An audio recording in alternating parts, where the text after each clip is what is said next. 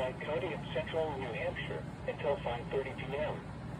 At 4:48 p.m., a severe thunderstorm was located over Ware, or 9 miles southeast of Henniker, moving northeast at 25 miles per hour. Hazard, 60 miles per hour wind gusts and quarter-size hail. Source, radar indicated. Impact, hail damage to vehicles is expected.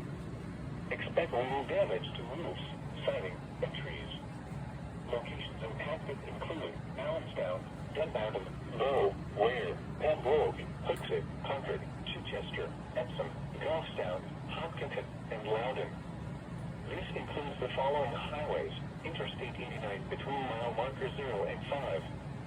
Interstate 93 between mile markers 28 and 39. For your protection, move to an interior room on the lowest floor of a building.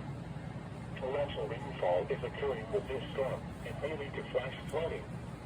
Do not drive your vehicle through flooded roadways.